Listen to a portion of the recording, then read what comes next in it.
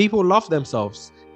People love talking about their experiences, their feelings. Like, oh my God, this is mad. Like, I need to share this with my mom or my dad or my brothers, whoever. They need to see this. This is crazy. I try to use some of the tips to create that content. Like, oh my gosh, I can't believe you just did that. Did you see that? Let me send that to XY person. I love this section. Welcome back to another episode of Book Reviews with Ty and Fly. I go by Ty. Yes, what's going on, Mr. Fly? Huh? Mr. Fly here even.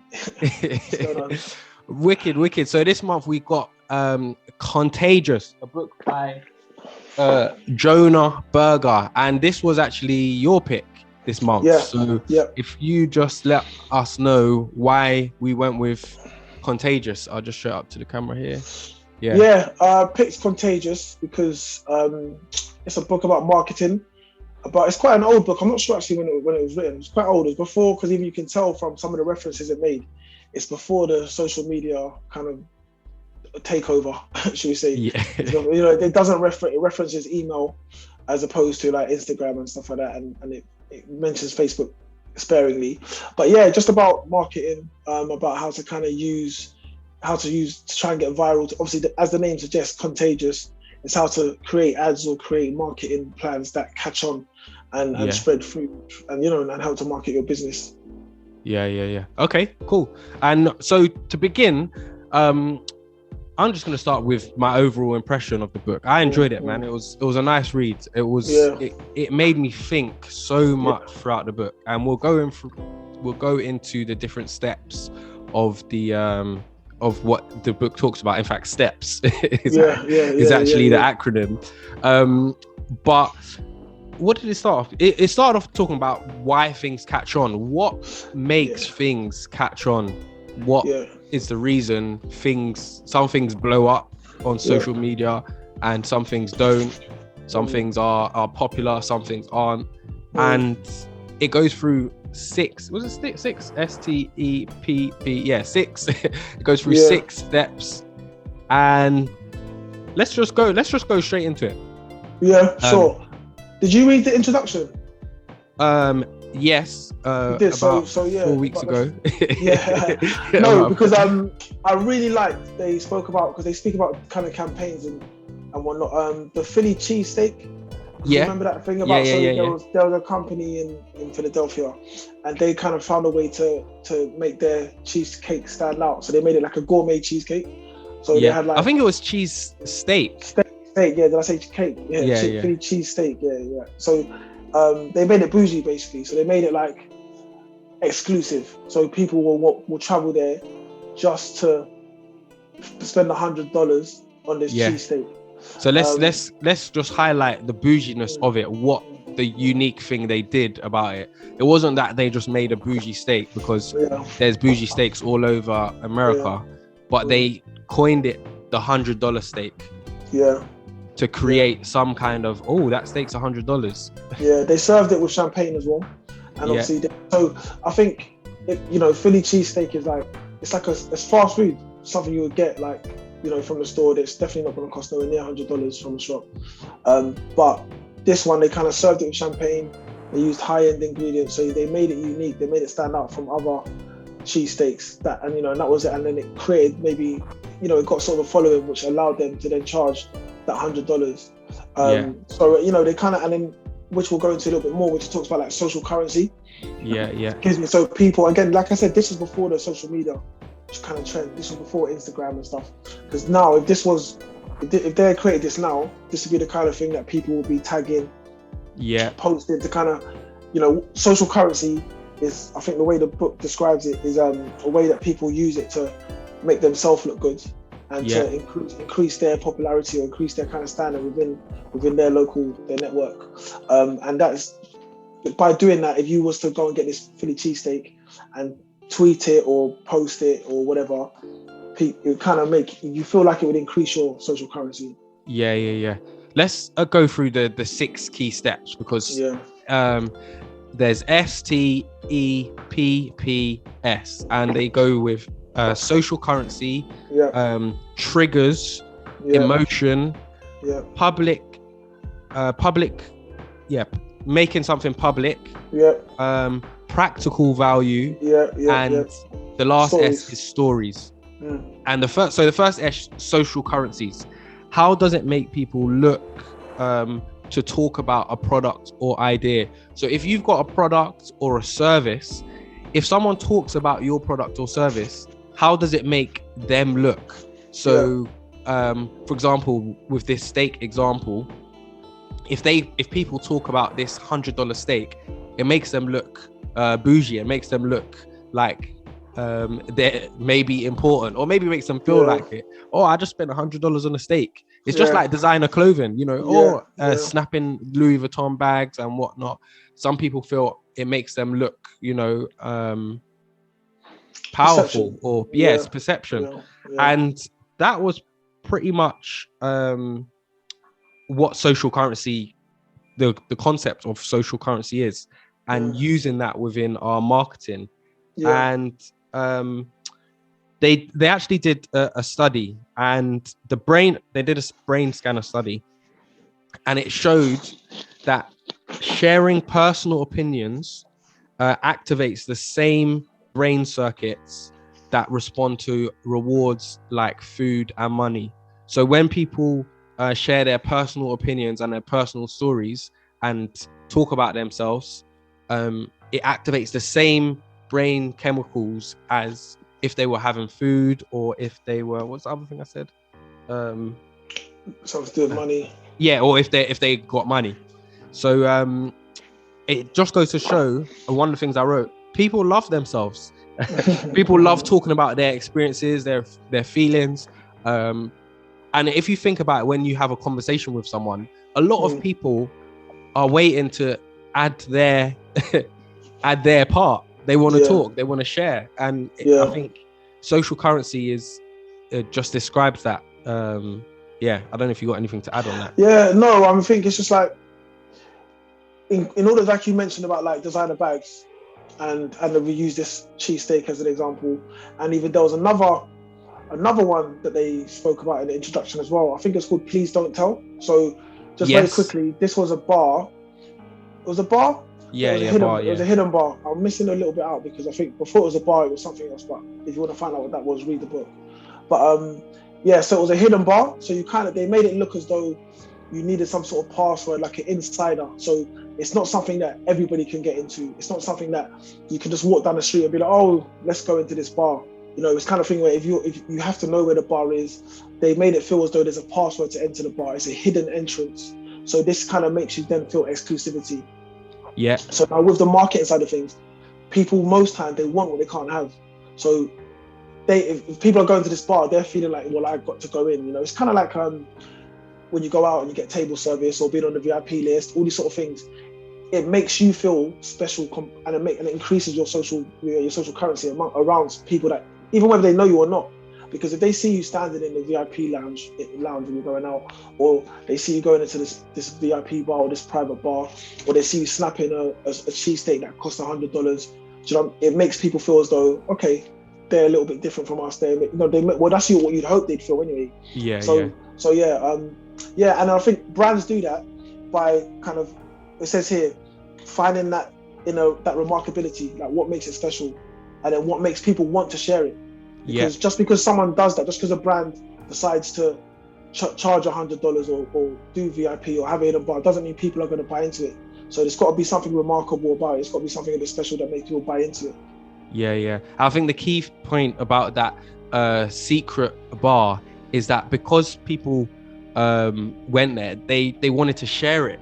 I went to this secret bar. It was it was intriguing, so they wanted to share it. And one of the things I liked about that story as well is when people called up, they were fully booked, and they used the leverage of saying no, but. So it was okay. Can I get a reservation for Friday? No, I'm so sorry, we're fully booked. But in 4 weeks on August the 7th at 7 p.m, you can book in. So it's kind of making it that exclusivity. You're not just rejecting people, you're actually giving them an alternative. Even though the alternative might not be what they want, you're still giving them an option rather than just saying no, people getting angry, annoyed. You've given them an alternative. it's up to them whether they want that alternative or not. It just takes away the anger of receiving or the disappointment and maybe anger in some people's cases of hearing no. Yeah. If anything, it replaces that negative feeling. It replaces it because, you feel like, I couldn't get in, but all right. You feel lucky to get in. Oh, I can get in a few weeks. So, I can't get in today, I can get in tomorrow or whatnot. Yeah. So, that's good. And then going back to the social currency side of things, it'll be like, if you're having a conversation and people are like, oh man, I tried to book in for that please don't tell bar, but couldn't get any tables, I couldn't get any bookings. And then the person says, oh, you know what? We got a booking next 2 weeks. In that moment, your social currency's gone up because I was able to get a booking and you wasn't, and so on and so forth. Do you see what I mean? So it's interesting, and it's all what I liked about this book was it's a lot about psychology, and about human behavior and how to leverage that human behavior. So I mean, so I don't want to stick on this area too long, but you kind of see it, and like I said, what made this book has definitely stood the test of time, because like I said, this was before, it doesn't reference Instagram at all. It barely references Facebook. It talks more about emails and a little bit about Twitter, but not even really that much about Twitter. It's mainly about email. So all the things that it's speaking about in this book are relevant to today, but just replace email with Instagram. And you've got it there, with this bar. So what would happen, this please don't tell bar, as well as telling people they went there, what will people be doing when they go in there? They'll be snapping on Snapchat. They'll be taking little clips, maybe the receipt, all those sort of things. That's what they will be doing now, as well as talking about it and maybe bragging slightly about it as well. Let's move on to the T, because social currency was one part. T is triggers, and I like this section a lot. Triggers. In fact, I loved this section. my phrase, and it's all about getting people to trigger their response when it comes to buying a product or service, or getting some kind of trigger for people to buy that product or service. And there was a few different examples that they used, and I liked all of them, to be honest. But let's start with the healthy eating slogan on a dinner tray, because they had students. They wanted to encourage students to eat more fruit. And they were thinking of ways to encourage students to eat more fruit. Putting signs up, eat more fruit, didn't do the job. So what they did was they managed to get a trigger. They linked the food tray with a slogan. So on that food tray, they put eat your fruit or something. They put something like eat more fruit or whatever on the food tray. So now every time they've gone to get the food tray for their lunch, they can see that it says eat more fruit. But not only that, if the slogan wasn't there, they've now associated that slogan with a food tray. So regardless of whether the slogan's there or not, every time they grab a food tray, they're now thinking, fruit, because they've managed to link that slogan with the tray. And this managed to increase fruit eating amongst students, which I found incredible. And I was just thinking about other things. This really got my brain ticking. It's like, how can I trigger the people's thoughts to maybe book in on some of my services, or even go to your gym? what can we link to encourage people? Okay, these are the actions that I need to take.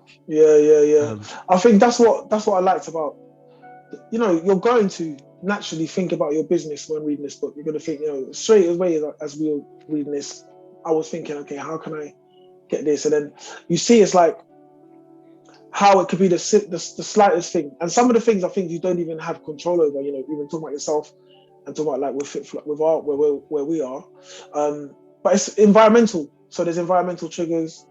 I think you could it'd be easier to maybe create those triggers within our own social groups, or within obviously via our networks that we have. But then on a wider level, like for bigger organizations, I know they said in the book they gave the example of something to do with Mars. I don't remember what it was. Kit Kat. Was it Mars or Kit Kat? No, it was Mars, where I don't know if it was something about where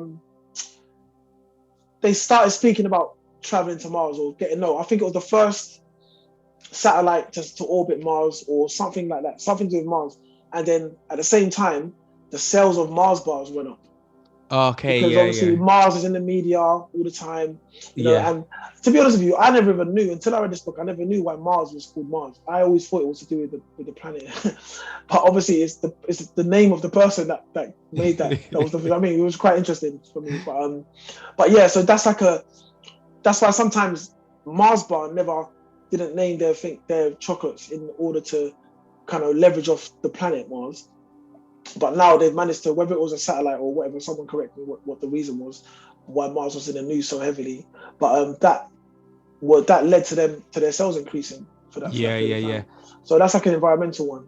Yeah, and it's also out of your control. Yeah, it's also out of your control. There were a few others that I wanted to touch on briefly as well, because I don't know if you remember the bath mat trigger. So I'll paint the story that I got from the book. And there was two things that I loved about this. One, because it caused the trigger, but two, because the trigger didn't work. And I'll explain it as I go through.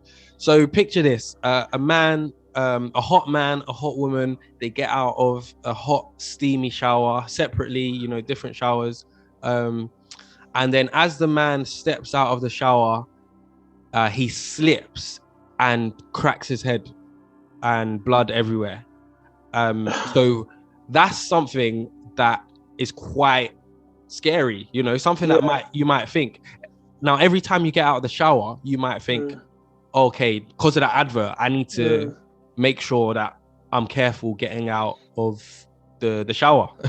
I don't want to crack my head like the advert. And in fact, the author actually said every time he gets out of the shower, he actually thinks about that advert. Okay. And it was advertising bath mats.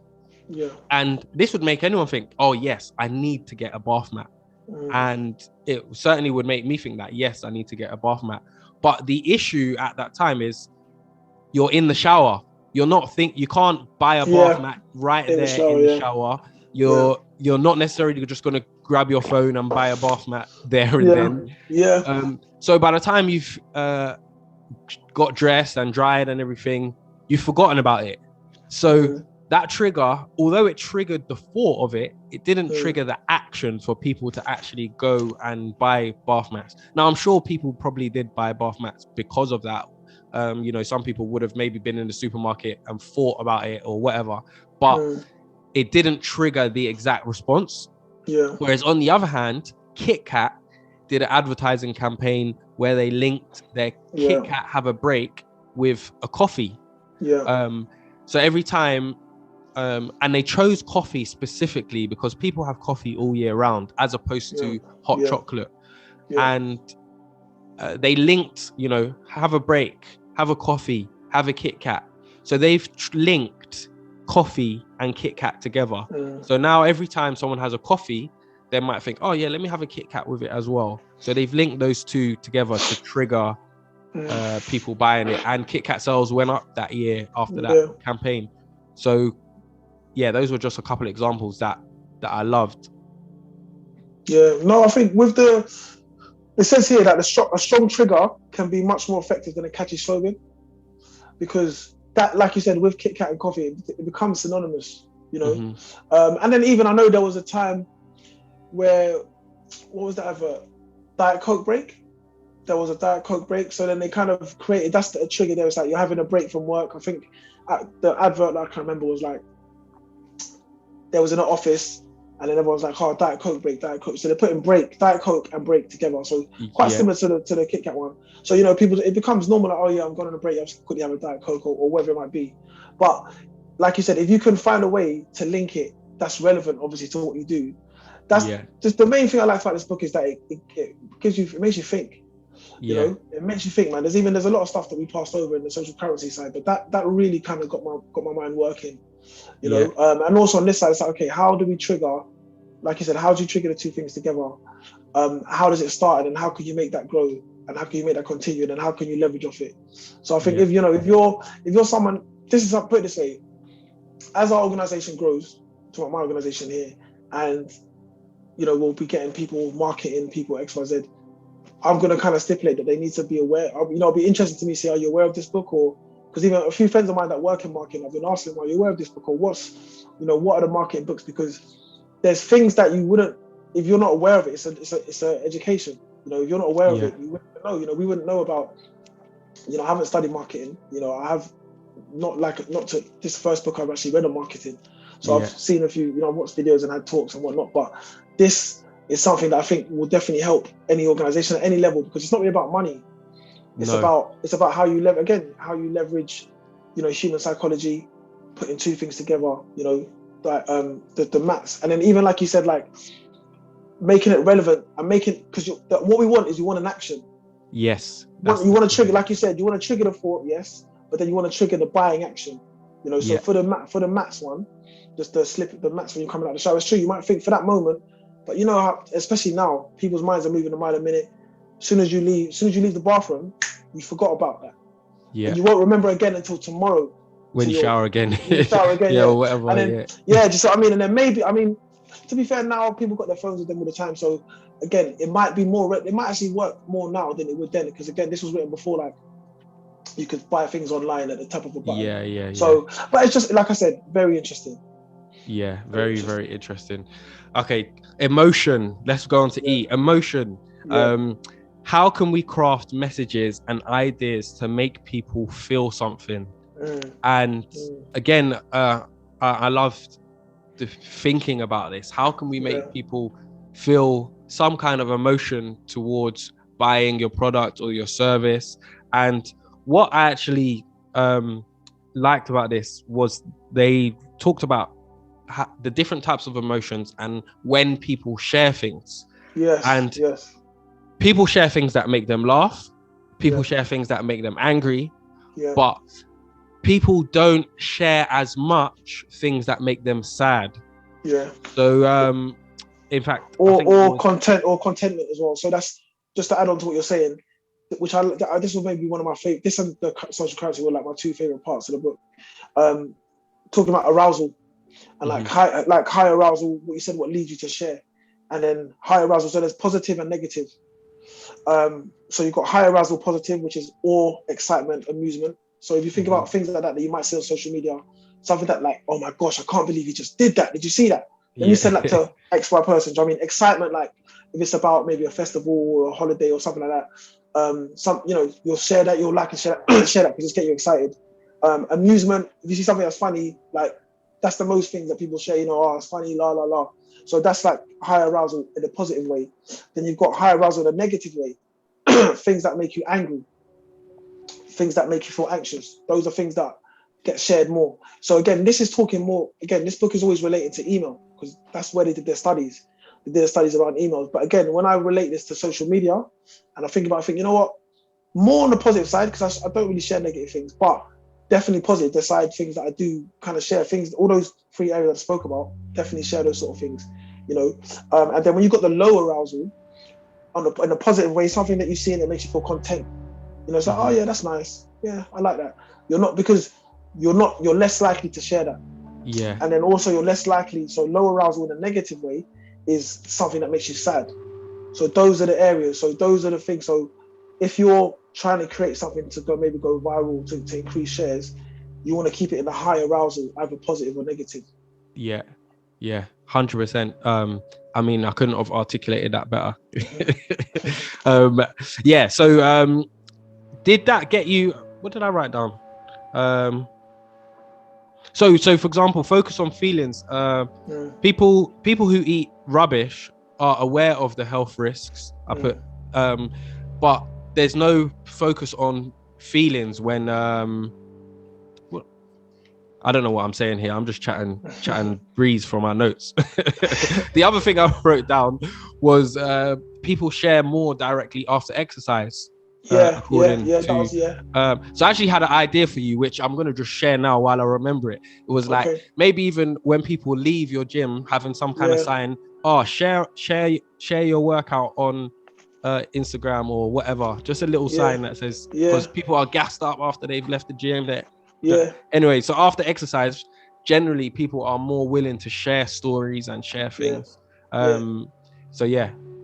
But I think with the exercise thing, and it's funny because I had a conversation with one of our members a while ago now, and she's quite a more mature lady. So she's like, oh, you know, she doesn't really get the whole, because now, especially with social media again, everyone now, there's a whole culture around like sharing workouts and training vids and all inspirational stuff, which is, and when I saw this, I said, oh, that makes sense. Like now I understand why, because you know, you're more likely to share, because even with me, most videos I do share or post for myself personally are when I'm at the gym, majority of the time. And this lady was like, oh, you know, she's like kind of old school. So she's like, I don't understand why people always, you know, posting when at the gym or taking pictures of themselves. You know, when I exercise, I don't want anyone to know, or something along those lines anyway. Fair enough, it's down to your own. And at the time I was like, yeah, fair enough. And I started thinking like, I wonder why, you know, why is it? But it's not necessarily like people boasting. You're in a high state, you're feeling good, and you want to maybe share that positive emotion, and you want to, you know, and again, going back to the social currency, again, you know, you want people, not even want, but one of the byproducts of that is that people looking to figure out that person's takes their health seriously, or they're starting to take their health seriously, or whatever it might be. Just what I mean. So when I saw that, I was like, okay, that's interesting. And again, it's that now, how do you leverage it?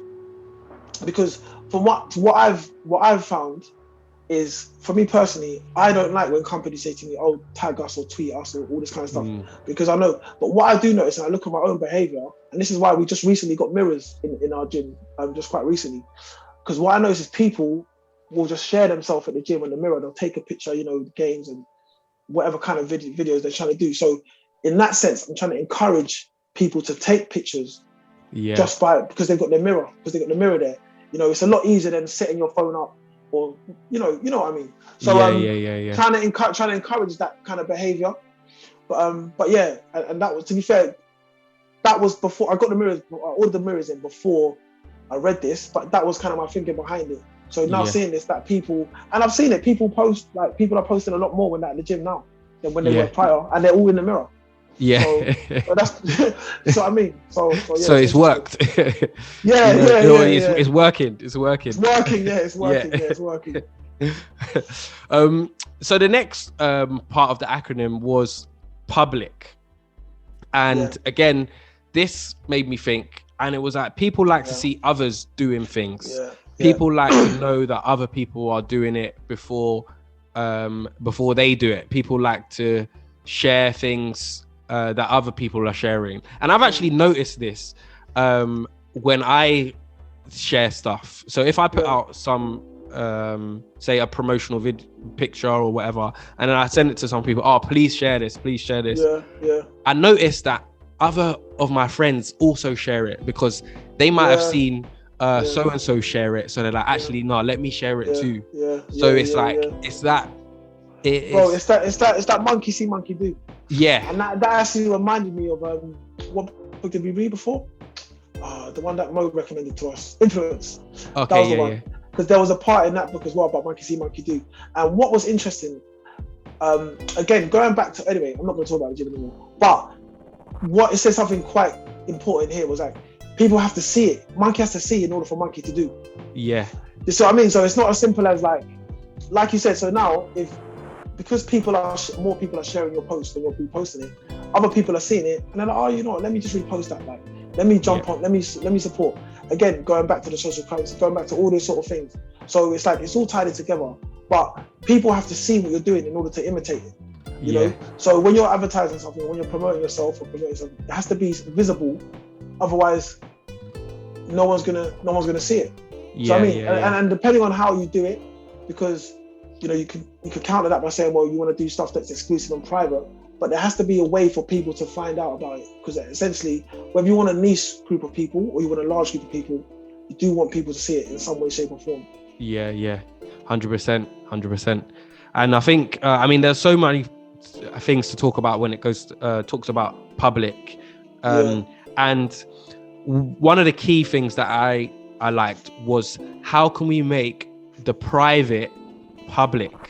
How can we make something private public, and it talks about Movember, and it talks about men's health and prostate cancer, etc. Because for those that don't know, in November there is International Men's Day, and it's a day to highlight some of the health concerns that men and boys face all around the world. And in fact, I actually deliver a wellbeing session on it. But Movember actually was created by a group of guys, and they wanted to create awareness. And what they did one year was they just kept their mustache. They shaved off their whole beard and they just kept their mustache. And people were wondering why are these guys got a mustache? Okay, it's to promote men's health, it's to promote awareness around men's suicide, it's to promote awareness around men's prostate cancer. And that is very private. When you look at someone, you would never know if they support men's health, if they support raising awareness around this kind of stuff. But now that they've got this mustache, in the month of November, you're like, okay, that guy supports awareness around men's health. Anyway, that caught on. Millions of people now take part in Movember all around the world, where in November they have their mustache and mustache only, and they've raised millions and millions of dollars to support charities and stuff. So the reason I like that was because like I said, it makes the private public. You would never know about that someone supports men's health without that public perception. I think it was similar with Lance Armstrong with the wristband. They mentioned okay, how do we know, how can we get to show that people support the Live Strong movement? And he got the wristband, and actually made me think I might think about getting some of those in when I deliver workshops and stuff, just to give to people as a takeaway, to like empower them or whatever. No, also they spoke about obviously with voting as well, with voting. Yes. Remember when it's like you wear the sticker to show, because it's true, because especially when you talk about Movember, for example, it's not really just conversations. You're not gonna. It's how do you just start that conversation, or how do you raise that awareness for these exactly how you said it, like making the private public. How do you know if someone is supporting it, or how do you get the conversation going? How do you get it kind of talking? It's quite a sensitive topic, as other things are as well. So the Movember kind of movement is a good one, and it's because it's just by seeing it, because I remember the first time when I started noticing all these moustaches. I remember seeing, I think I was watching a football interview, and I see one footballer, and I was like, wow, that's a bit, is that coming back in fashion? I thought that, and then I see something else. I'm like, wow, why all these guys? This is weird. Like, you start noticing a lot of it, and then obviously it just comes, and obviously with adverts and stuff like that. So it's a good way to kind of, that's, again, it's a thinking point for your business. Like, okay, how do I leverage this? How do I get this going? How do I make the private public? You see what I mean? Because very interesting chapter. Yeah. And I think the key term that they used was behavioural residue. Yes. So things that live on after the event. So even after November, if you saw someone with a mustache, you're going to link that to men's health. You'll be like, oh yeah, that guy's got a mustache. Oh yeah, in November they do it, and then it's a talking point to whoever you're with, whoever you're with. Even sorry, dialing it back even to business. People's choices provide information. It says that in the book. So again, let's say now I leave your therapy room. I've got a massage from you, and I tweet you or post you or whatever I do. Someone might be looking for that service at that time. They see me post it. Oh, Chris went to Love and Life. That kind of provides that. Oh, well, if Chris went there, they must be good. Yeah. So it's kind of like the thinking process, and that's what I do. Like it says here, word of mouth is so important. I don't restaurants. If I'm trying to go to a restaurant, I will ask my friend that I know who goes out a lot, who's a foodie, whatever. I will speak to him and say, what's a good restaurant to go? I'll be like, what kind of food you want? I said, yeah. He goes, I'll go to this restaurant. Okay, cool. Because I know he's done the thinking about it. He's done the research. Yeah. So that choice he's made, no, it's true. No, I'm laughing because I know who you're talking about. Yeah. But it goes with all sorts of things. Anything you want to do, it provides information, even with anything. So that is kind of why when you're making things public, and you want, again, going back to and it's all tied in together. You want people to kind of promote your stuff or talk about your stuff because it's like, oh, well, he's doing Movember. That's a good. It takes a step away from the thought process. Yeah. It's like when I used to work prior, one of my old jobs I used to have, and then the manager used to be like, oh, well, no one wants to eat in an empty restaurant. Yeah. Because if the restaurant's empty, you automatically think, why is that restaurant empty for? Why is no one going there? But if the restaurat's full and there's a queue to get in and all this kind of stuff, you're like, well, the food must be good. Yeah. You just think that. And the book actually talks about that as well. It talks about empty restaurant, and it talks about, in fact, one business that operates the same food under two different company names. They're across the road from each other. One is always crazy busy, the other one's not. And it's because of that public. It's the herd mentality. Awareness. Herd mentality. And again, like I said, it's all not in a negative way, but it kind of informs choice. If you're trying to go out raving or something like that, and you see two raves, one's empty, there's no one in there. The music, they're playing the same type of music. One's fully empty, there's no one in there, and another one, there's a queue to get in. Which one are you going to start? Which line are you standing in? Yeah. because obviously you're going to think, well, this one's obviously there, and there's people there. It's obviously popping. That's the general. That's general. But anyway, Long, do you know? I wanted to just touch on when this backfired because because there was a drug use campaign, which again, I was like, okay, so this it can backfire, and basically they wanted to stop people or reduce the drug use. And so they made a campaign around why drugs are bad, why people shouldn't use it, etc. But what this actually say that again? Say no to drugs. Yeah, say no to drugs. Yeah. But what this actually did was increase drug use because it enforced the fact that other people were doing drugs. The fact that they're making a campaign about drugs now tells everyone, oh, actually there are other people doing drugs. Oh, maybe I might do it. It's wrong according to this campaign, but maybe I should look into it. So it's kind of like, don't highlight things to people that you don't want them to do.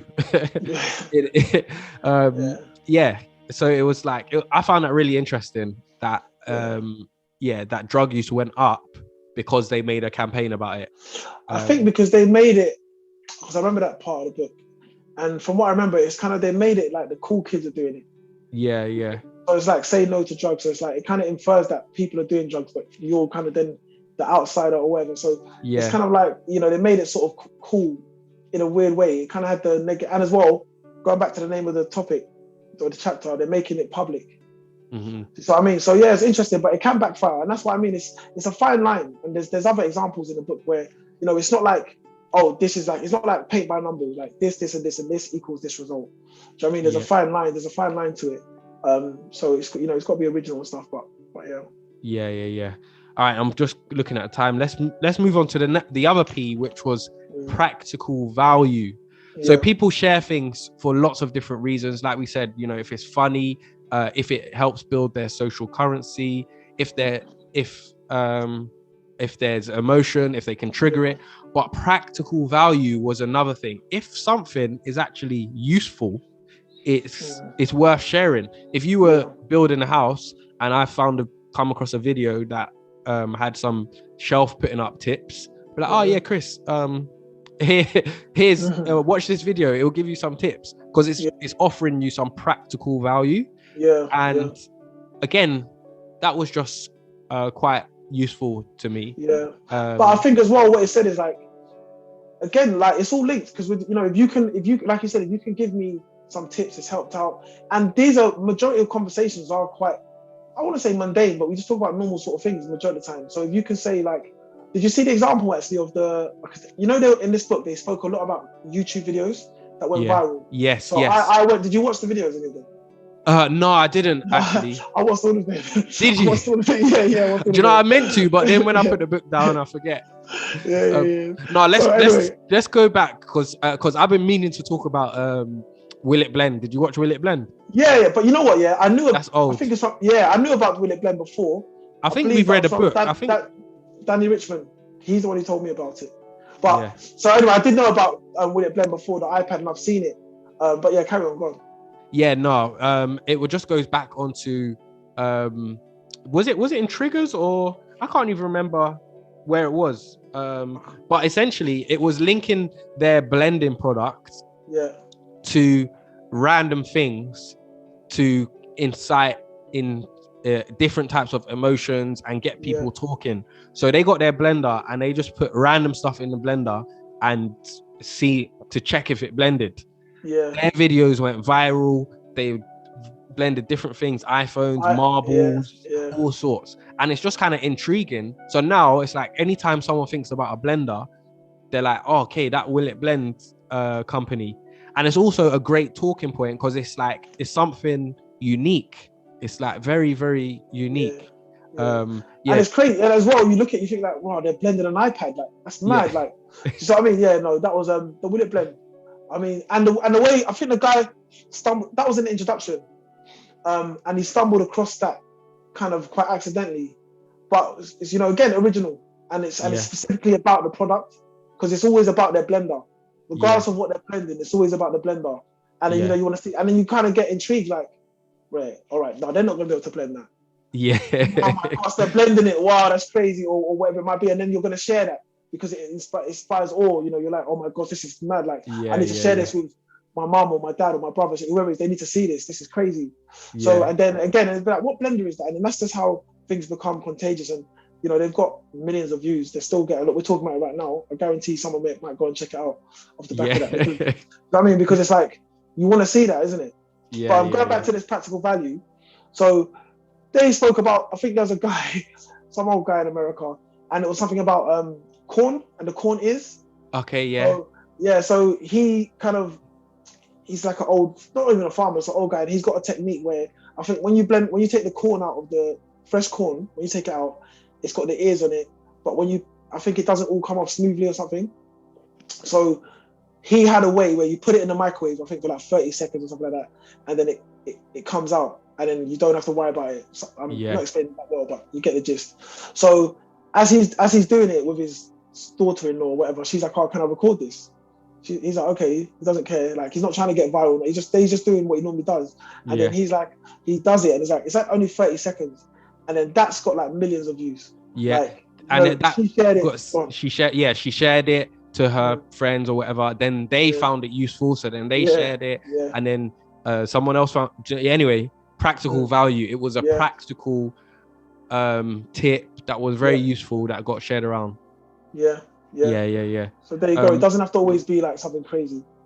Yeah, exactly. As long as it's providing value, that it makes people want to share it, and they might share it with someone who they think would need it. Because like I said, if you wasn't building a house, well, not that you are, but I wouldn't share with you building tips because it's not relevant, is it? At that moment. As well, really quickly, because I know definitely you want to do this. If I'm trying to do something and I don't really know how to do it, but it's something quite simple, I'll go onto YouTube and type in YouTube, and I'll find a video about it.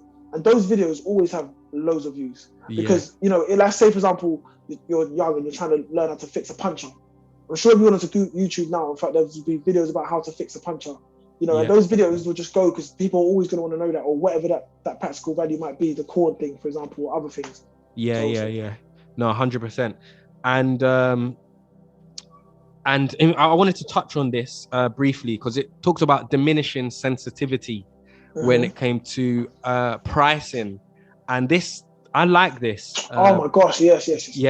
Because this really made me think because it talks about when you buy a TV, for example. Say you're buying a TV and it was £650. You're in the shop. The guy's like, £650. But if you travel 20 minutes down the road, they're actually doing it for £640.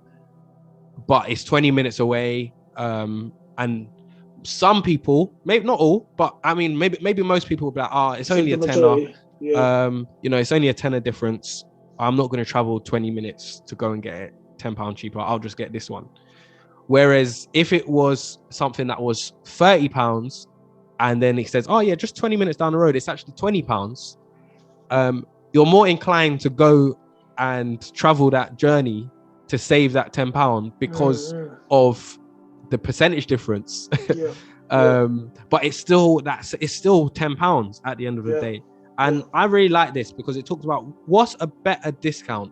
Do you either discount via money or £10 off, or do you discount via percentage, 10% off?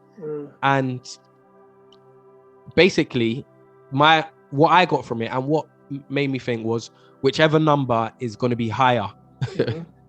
So if it's £1,000 object and you're saying £10% off or £100 off, you'd go with £100 off because it sounds more appealing than 10%.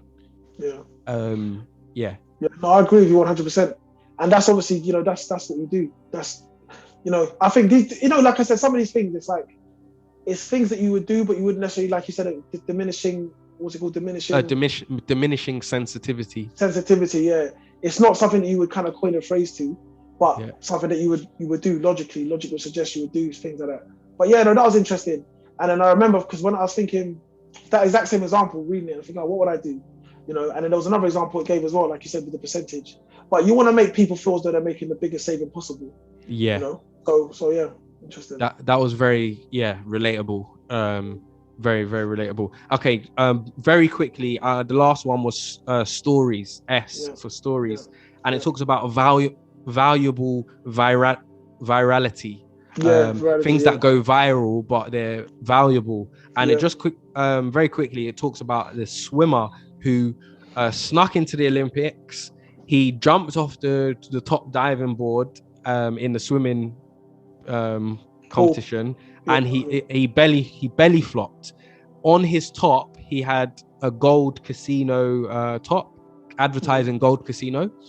But so people shared that story. But because gold casino has nothing to do with swimming, it has nothing to do with the Olympics, it didn't actually impact their sales. People didn't relate the two. Whereas maybe if he triggers again, isn't it? The triggers kind of fall into that. Exactly. Whereas maybe if he had a top advertising swimwear or a top advertising security because he snuck in, it's like, don't get snuck. Hire us because you don't want people like this to sneak into your workplace or whatever. But it just talked about making things viral. So although that was a great thing, it went viral. There was no value in it going viral. So it's not no value to the company that sponsored it. Exactly. So it's not just about going viral. It's about going viral with value. And I think that is very relevant, like nowadays. Again, like I said, this was written before social media, so now it's not. I mean, it's possible you've got more likelihood of going viral now, especially like with TikTok, for example. You've got a lot more opportunity to go viral now. But what's the end product? Again, where's the value to you? See what I mean? So it's like when you're trying to do some sort of market, because this was talking about stories. Obviously, just explain what that is. In this chapter, people kind of talk about their experiences, or they can market your product via telling a story. So, for example, with your organization, Tyler, like someone could be like, oh yeah, man, I was suffering, I got an injury or had a really bad back pain or really tight neck. And, I went and saw this guy, Tyler, he was so good, the price was right. And the massage, I feel great. To be fair, actually, forget that. Let me tell a real story. Like my story, I always tell people about my back. Like before, I had a back injury from poor form when I was weightlifting and stuff like that. And then when I came and saw you for a few sessions, my back's fine now. And I never used to, up until kind of we met, I was never able to do squat. I couldn't do squats. There's a lot of exercises I couldn't do. Came with sessions with you now, my back's fine. And that story's big up. But it's what I mean. But exactly, what I'm saying. So I tell people that story all the time. And I've told people that story all the time. So what I'm doing through telling them that story is marketing you.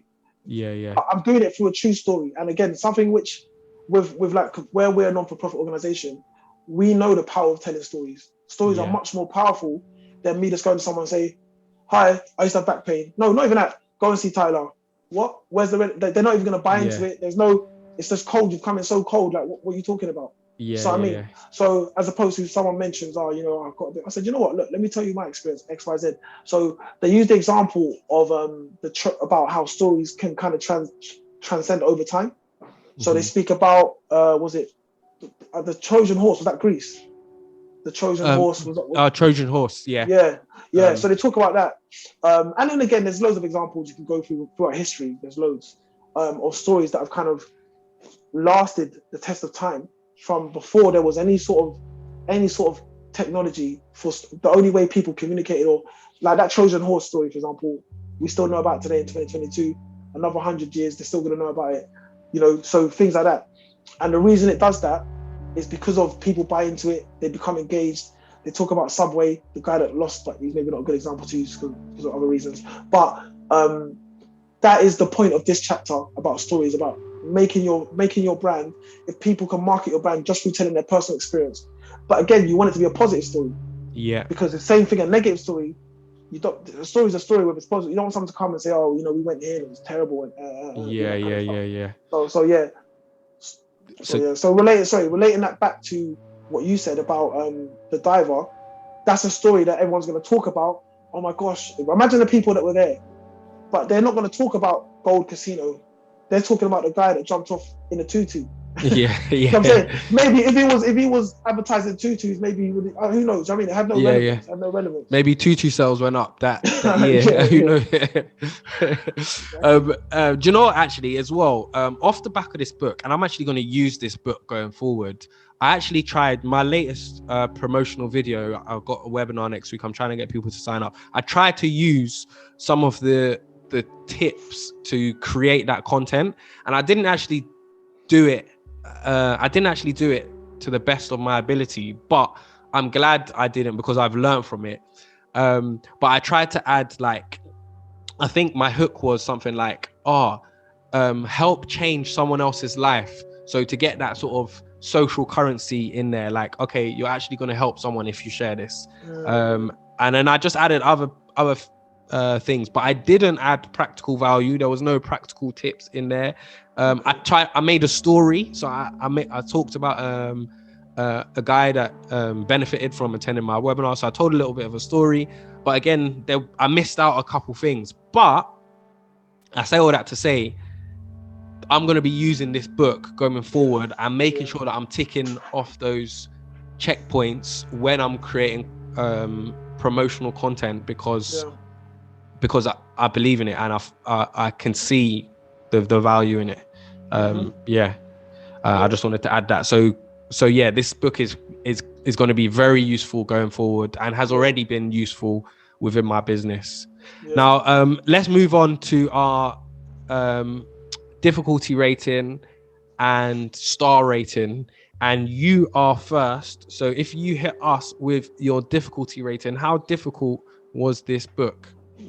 Difficulty rating, I'd give it like a 1.5. Very, very easy read. I read this book in a very short space of time, and I didn't struggle to read it. Chapters are nice length. I mean, the chapters are a little bit long, but they don't feel long. They just are long because there's 6 points that they're trying to get across. But no, 1.5. Yeah. I think as well, where we've been reading now consistently for a year and a half, or it's a year and a half now. Crazy. It's so much easier to read. It's so much easier, because I would give this, my readability difficulty rating is also a 1.5. I didn't find it difficult at all. And nice practical, easy read. No, there was no confusing language in this either. No. Okay, star rating. What are you rating this book? This is a solid 4. Solid 4. Solid. Would recommend it, and I have already. And actually, this was recommended to me. I've had this book for years. And obviously now read it now. But it was recommended to me. I will recommend it to people. If you're a business owner, I think it's a book you should own. Maybe there might be a more updated version that talks maybe more about social media marketing, but everything here you can apply to social media. You know, to just remove the word email or blog or newsletter to just replace that word of YouTube, Facebook, Instagram, Twitter, TikTok. So 4. And for me, I like this one, and I was thinking about my ratings over the last, couple of months about the year of the upvote and stuff. But I actually wanted to stick with a 4. Before I started this call, it was a 4, and I'm sticking with a 4. This was a great book. It was a good, solid read. Practical value as well. Practical value. Very, very practical. So I would encourage anyone to read it. Links in the description box, as always, as with all of our book reviews. And before we go on to next month's book, I wanted to just give a quick shout out. Joseph, big up you. Big up. I know you watch these reviews, so I just wanted to give you a big up. So write in the comments, innit? And everyone write in the comments, big up Joseph. Eventful photo booths. He's got a company called Eventful Photo Booths. Okay. So big up Joseph. Big up Joseph. So next month's book, 0 to 1. This was actually given to me by a friend of ours called Jason. So big up Jason. Oh really? Yeah. You know what's funny? Sorry, he's the one who recommended me to read this. Is it? Yeah. He's got a company. When he drops it, he's got a business coming. When he drops it, I'm gonna. Anyway, okay, we'll plug it. But yeah, this book was recommended by Jason. 0 to 1: Notes on Startups or How to Build the Future by Peter Thiel with Blake Masters. So yeah, looking forward to reading this book, and actually benefited from getting this book for free from Jason. So big up Jason. He was having a book clear out. So yeah, big up. Mine's in the post. It's on the way. Mine's in the mail. It'll be here today. But yeah, remember, like, subscribe, and watch what videos on the screen now. I'm sure you'll get some value from it. And remember, support the thing. Peace and love.